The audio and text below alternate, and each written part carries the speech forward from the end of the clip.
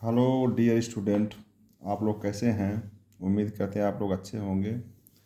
आइए हम लोग यूपी बोर्ड 2026 को दृष्टिकोण में रखते हुए सामाजिक विज्ञान बहुविकल्पी प्रश्नों के हल की श्रृंखला में अगले सेट को हल करते हैं। आइए शुरू करें। सेट संख्या 6 है 2023 का। इसमें पहला प्रश्न, फ्रांस की क्रांति कब हुई थी? विकल्प है 1848, 1817, 1789, 1615। तो 1789 में फ्रांस की क्रांति हुई थी। प्रश्न है, ज्यूसिपी मेथ्सनी का संबंध था इटली के एकीकरण से, जर्मनी के एकीकरण से, इंग्लैंड के राष्ट्रवाद से, फ्रांस के राष्ट्रवाद से। तो मेजनी इटली से संबंधित थे। प्रश्न है, हिंद स्वराज पुस्तक के लेखक कौन हैं?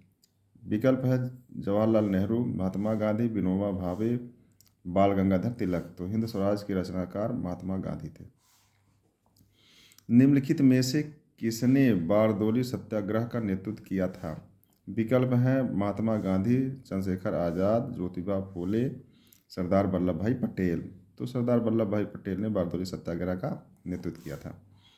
पांचवा प्रश्न, जब फ्रांस छींकता है तो बाकी यूरोप को सर्दी जुकाम हो जाता है, किसका कथन है? Metternich, Napoleon, Louis Philippe, Churchill. तो मेटरनिक ऑस्ट्रिया का चांसलर था। इसने फ्रांस की एकता को बनाए रखने के लिए ऑस्ट्रिया में सम्मेलन किया था। उसी समय इसने यह वक्तव्य दिया था। छठा प्रश्न है, भारत के संघीय राज्यों की संख्या है 27, 28, 29, 30। तो 28 राज्य इस समय हैं। अगला प्रश्न, विश्व का सबसे बड़ा लोकतांत्रिक देश है? भारत, यूएसए, ग्रेट ब्रिटेन, रूस। तो भारत सबसे बड़ा लोकतंत्र दुनिया का है। आठवां प्रश्न है, भारत के संविधान की 8वीं अनुसूची में कुल भाषाएं हैं? 21, 22, 18, 15। तो इस समय 22 भाषाएं हैं। नौवां प्रश्न है, लोकतंत्र की शक्ति का स्रोत है? जनता, संसद, प्रधानमंत्री, राष्ट्रपति। तो लोकतंत्र, अब्राहम लिंकन की परिभाषा हम लोग जानते हैं, लोकतंत्र जनता का, जनता के लिए, जनता द्वारा शासित होता है। तो लोकतंत्र में शक्ति का स्रोत जनता है। 10वां प्रश्न, निम्नलिखित में से किस देश का विभाजन धर्म तथा जात के आधार पर हुआ था? Belgium, Bharat, Yugoslavia, Netherland. तो यह हम लोग पढ़े थे कि भाषा जात के आधार पर श्रीलंका और बेल्जियम में जो है सत्ता के लिए संघर्ष हुआ था। तो यह जो उत्तर होगा बेल्जियम। 11वां प्रश्न, प्रति व्यक्ति आय को अन्य किस नाम से जाना जाता है? औसत आय, राष्ट्रीय आय, व्यक्तिगत आय, उपयोग में से कोई नहीं। तो औसत आय को प्रति व्यक्ति आय के रूप में भी जानते हैं। 12वां प्रश्न, द्वितीय क्षेत्र को अन्य किस नाम से जाना जाता है? प्राथमिक क्षेत्र, खनन क्षेत्र, कृषि क्षेत्र, औद्योगिक। औद्योगिक क्षेत्र को द्वितीय क्षेत्र के नाम से जानते हैं लोग। 13वां प्रश्न है, सेवाओं को किस क्रियाकलाप क्षेत्र के अंतर्गत रखता है? तो तृतीय क्षेत्र, प्राथमिक क्षेत्र, सूचना प्रौद्योगिकी, द्वितीय क्षेत्र। तो सेवा क्षेत्र का आता है तृतीय क्षेत्र में। भारत का अधिकांशतः विदेशी व्यापार होता है सड़क मार्ग से, समुद्री मार्ग से, वायु मार्ग से, रेल मार्ग से। समुद्र मार्ग से ज़्यादा व्यवहार सभी देशों का होता है समुद्र मार्ग से। उत्तर सही है। 15वां है, राष्ट्रीय उपभोक्ता अधिकार दिवस कब मनाया जाता है? 5 अप्रैल, 22 फरवरी, 24 नवंबर और 22 दिसंबर। 22 दिसंबर को उपभोक्ता अधिकार दिवस मनाया जाता है। 16वां, इनमें से किस राज्य संघ राज्य क्षेत्र में काली मृदा पाई जाती है? जम्मू कश्मीर, राजस्थान, झारखंड, महाराष्ट्र। महाराष्ट्र, गुजरात में काली मृदा पाई जाती है। एजेंडा 21 का संबंध किससे है? ओजोन क्षरण से है, वैश्विक तापन से है, जलवायु परिवर्तन से, सतत पोषणी संघधारी विकास से। तो सतत पोषी विकास से एजेंडा 21 शामिल है। ग्रीन इंडिया मिशन किस वर्ष में आरंभ किया गया था? 2013, 2012, 2011, 2014 में। 2014 में ग्रीन इंडिया मिशन आरंभ किया गया था। 19वां प्रश्न है, निम्नलिखित में से कौन सी फसल मुख्य रूप से जायद की फसल का उदाहरण है? तो धान, चना, गेहूँ। धान खरीफ की है, रबी की गेहूँ और चना है, तरबूज जायद की फसल है। 20वां है, आग्नेय चट्टानों में पाया जाने वाला खनिज है? फास्फेट है, जस्ता है, नमक है, ग्रेफाइट। तो ग्रेफाइट, गैब्रो, बेसाल्ट, ये सब आग्नेय चट्टानों में पाए जाते हैं। तो एक सेट हम लोग पढ़ लिए, अगले सेट पर चलते हैं।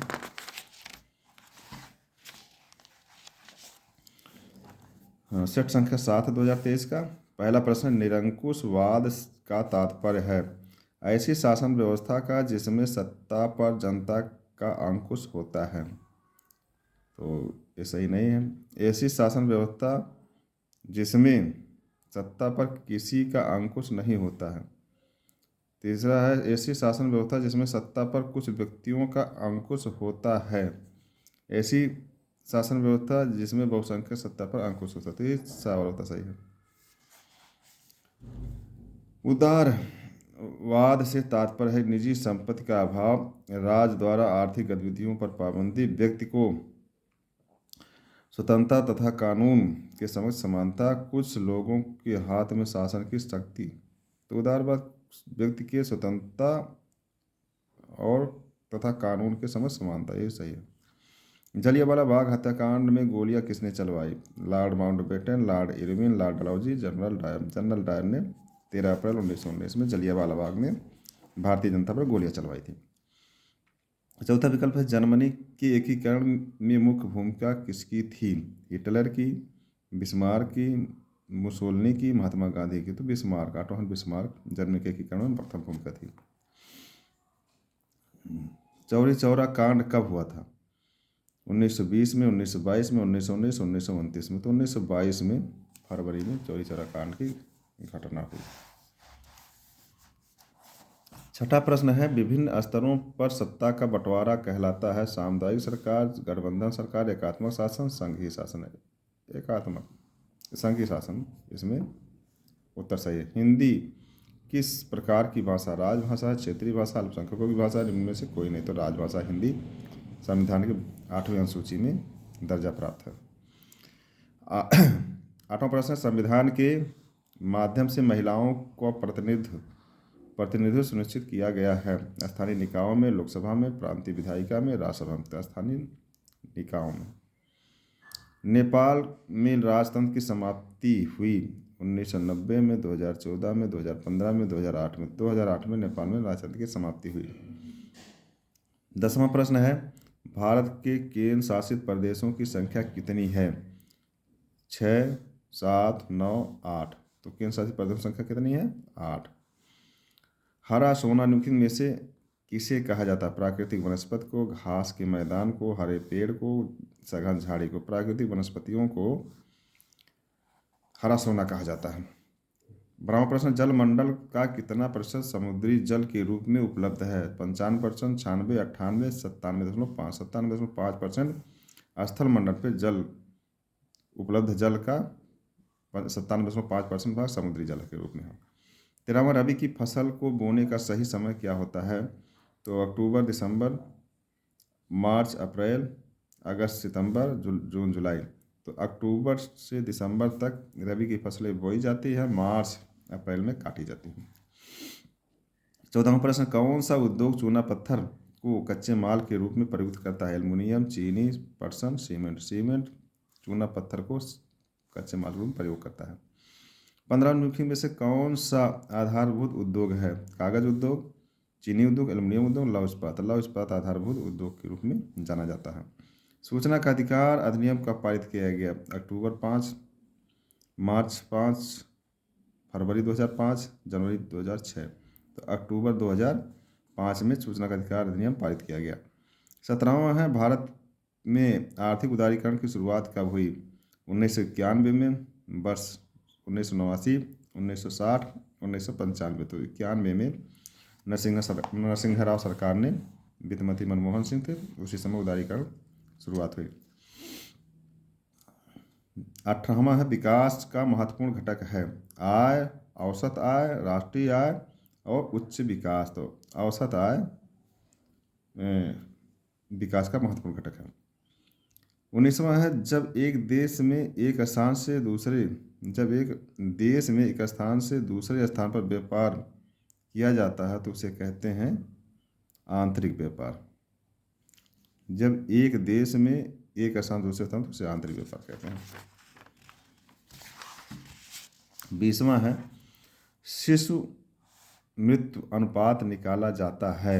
1000 जीवित बच्चों पर, 800 जीवित बच्चों पर, 100 जीवित बच्चों पर, 500 जीवित, 1000 बच्चों जीवित बच्चों पर शिशु मृत्यु अनुपात निकाला जाता है। तो आइए हम लोग अगले सेट पर चलते हैं।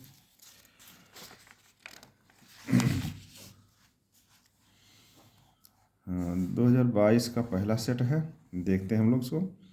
संयुक्त राष्ट्र संघ की स्थापना हुई थी 1945 में, 1920 में, 1947, 1942। तो 1945 में द्वितीय विश्व युद्ध की समाप्ति के बाद मित्र राष्ट्रों ने इसकी स्थापना किया था अक्टूबर महीने में। दूसरा है भारत में मताधिकार की आयु क्या है? 21 वर्ष, 25 वर्ष, 20 वर्ष, 18 वर्ष। तो 18 वर्ष वयस्क मताधिकार की आयु है। स्वराज मेरा जन्मसिद्ध अधिकार है और मैं इसे लेकर रहूँगा, किसका कथन है? गोपाल कृष्ण गोखले, बाल गंगाधर तिलक, जवाहरलाल नेहरू, महात्मा गांधी। तो बाल गंगाधर तिलक ने स्वराज मेरा जन्मसिद्ध अधिकार मैं इसे लेकर रहूँगा कहा था। प्रथम विश्व युद्ध का प्रारंभ कब हुआ? 1914, 1939, 1942, 1919। तो 1914 में शुरू हुआ, 1918 में समाप्त हुआ प्रथम विश्व युद्ध। इसमें संयुक्त राष्ट्र संघ का मुख्यालय कहाँ पर स्थित है? वाशिंगटन डीसी, जिनेवा, ऑस्ट्रिया और न्यूयॉर्क। तो न्यूयॉर्क में, अमेरिका के न्यूयॉर्क शहर में संयुक्त राष्ट्र संघ का मुख्यालय स्थित है। भारत छोड़ो आंदोलन किसने प्रारंभ किया था? गोपाल कृष्ण गोखले, सुभाष चंद्र बोस, बाल गंगाधर तिलक, महात्मा गांधी। तो महात्मा गांधी ने 1942 में भारत छोड़ो आंदोलन शुरू किया था। इस खंड खा का में बहुविकल्प देखते हैं भूगोल वाले पार्ट में। 15वां है कर्तन दहन कृषि झूम कृषि निम्नलिखित में से किस राज्य में पाई जाती है? किस राज्य में पाई जाती है? विकल्प आ है उत्तर प्रदेश, बा है राजस्थान, सा है उत्तराखंड, मिजोरम। तो पहाड़ी क्षेत्र मिजोरम, पूर्वोत्तर राज्यों में मिजोरम, असम, नागालैंड इत्यादि में कर्तन दहन या झूम कृषि की जाती है। निम्नलिखित में से कौन सा एक संभावित संसाधन है? कोयला, पेट्रोलियम, बॉक्साइट। तो कोयला और पेट्रोलियम, बॉक्साइट ये जो है परंपरागत संसाधन है और ये जो है इनका दोबारा निर्माण नहीं हो सकता है। पवन ऊर्जा गैर परंपरागत संसाधन है और इसका पुनर्निर्माण हो सकता है, माने ख़त्म होने वाली चीज़ें नहीं। 17वां है मुंबई हाई प्रसिद्ध है किसके लिए? पेट्रोलियम के लिए, तांबा के लिए, कोयला के लिए, सौर ऊर्जा के लिए। तो मुंबई हाई पेट्रोलियम के लिए प्रसिद्ध है। 18वां प्रश्न निम्नलिखित में से कौन सी फसल मोटे अनाज के अंतर्गत सम्मिलित की जाती है? चना, मूंगफली, मूंग, ज्वार। ज्वार बाजरा को मोटे, ज्वार बाजरा मक्का, ये तीनों जो है मोटे अनाज के रूप में शामिल है। 19वां प्रश्न समानता किसी देश का विकास निम्नलिखित में से किस आधार पर निर्धारित किया जाता है? प्रति व्यक्ति आय पर, औसत साक्षरता पर, लोगों की स्वास्थ्य पर। सभी विकल्प सही है। स्वास्थ्य, शिक्षा, आय ये जो है मानव विकास में शामिल किया जाता है। 20वां प्रश्न निम्नलिखित में से किस आधार पर सार्वजनिक निजी क्षेत्र का विभाजन किया जाता है? रोजगार की शर्तें, आर्थिक गतिविधियों के स्वभाव, उद्यमों में नियोजित श्रमिकों की संख्या, उद्यमों के स्वामित्व के आधार पर किसी सार्वजनिक और निजी क्षेत्र का विभाजन किया जाता है। तो 22 में सेट दूसरा देखते हैं। पहला प्रश्न है इसमें फ्रांस की क्रांति कब हुई थी? 1688 में, 1914 में, 1789, 1939। तो 1789 में फ्रांस की क्रांति हुई थी। दूसरा है भारत में शिक्षक दिवस कब मनाया जाता है? विकल्प है 10 दिसंबर, 14 नवंबर, 15 अगस्त, 5 सितंबर। 5 सितंबर को दूसरे राष्ट्रपति प्रथम उपराष्ट्रपति डॉक्टर सर्वपल्ली राधाकृष्णन के जन्मदिन 5 सितंबर को शिक्षक दिवस के रूप में मनाया जाता है। दूसरा प्रश्न है भारत में राष्ट्रपिता कहकर किसको संबोधित किया जाता है? महात्मा गांधी को, जवाहरलाल नेहरू को, सुभाष चंद्र बोस को, गोपाल कृष्ण गोखले को। तो महात्मा गांधी को राष्ट्रपिता के नाम से हम लोग जानते हैं। चौथा है संयुक्त राष्ट्र संघ का मुख्यालय कहाँ पर है? जिनेवा में है, न्यूयॉर्क में है, द हेग में है, इनमें से कोई नहीं। तो न्यूयॉर्क में संयुक्त राष्ट्र संघ का मुख्यालय स्थित है। 5वां है भारतीय राष्ट्रीय कांग्रेस की स्थापना कब हुई थी? 1885 में, 1904 में, 1855 में, 1857 में। तो 1885 में बम्बई में WC बनर्जी और WC बनर्जी तथा WC बनर्जी और A.O. ह्यूम के नेतृत्व में हुआ था। 6वां प्रश्न है, लिखित संविधान भारत में कब लागू हुआ? 15 अगस्त, 14 अगस्त, 10 दिसंबर, 26 जनवरी 1950 में लिखित संविधान लागू हुआ था। 15 निम्नलिखित में से कौन सी रोपण कृषि है? गेहूं है, चना है, मूंगफली है, गन्ना। तो गन्ना रोपण फसल है। अगला प्रश्न है, निम्नलिखित में से कौन सा संसाधन पुनः चक्रीय है? लोहा, पवन ऊर्जा, पशुधन ऊर्जा, ज्वारीय ऊर्जा। पुनः चक्रीय संसाधन है।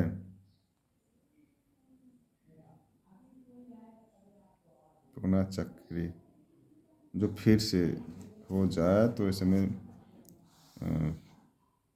पवन और ज्वारी दोनों होना चाहिए, क्योंकि पुनः बन सकता है जिससे वो संसाधन। लोहा तो क्षरण हो जाता है, पशुधन भी क्षरण होता है, तो पवन ऊर्जा को सही मानते हैं।